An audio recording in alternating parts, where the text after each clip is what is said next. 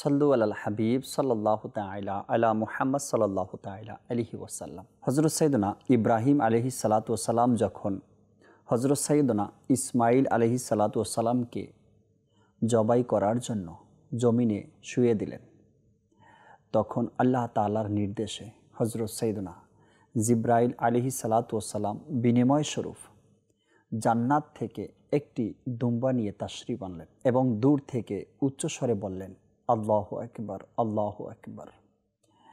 যখন হযরত সাইয়েদনা ইব্রাহিম আলাইহিস সালাতু ওয়াসসালাম এই আওয়াজ শুনলেন, তখন নিজের মাথা আসমানের দিকে উঠালেন এবং বুঝে গেলেন যে আল্লাহ তাআলার পক্ষ থেকে আসা পরীক্ষার সময় অতিবাহিত হয়ে গেছে এবং সন্তানের স্থানে বিনিময় স্বরূপ দুম্বা প্রেরণ করা হয়েছে।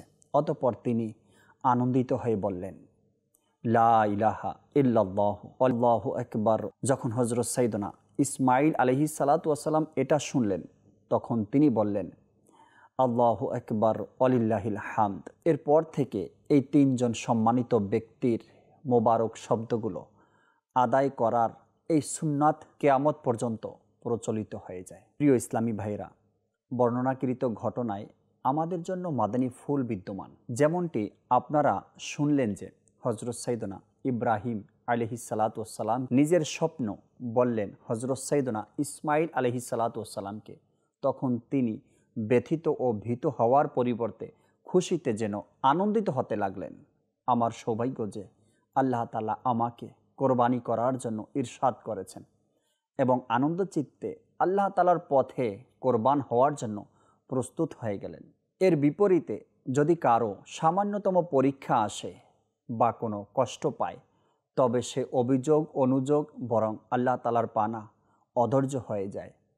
অধৈর্য হয়ে অনেক সময় কুফরি বাক্য বলে দেয় এবং রব তাআলার অসন্তুষ্টকে বেছে নেয়। এমন পরিস্থিতিতে ধৈর্য ধারণ করা উচিত, কেননা এই পরীক্ষাও রব তাআলার পক্ষ থেকে রহমত স্বরূপ।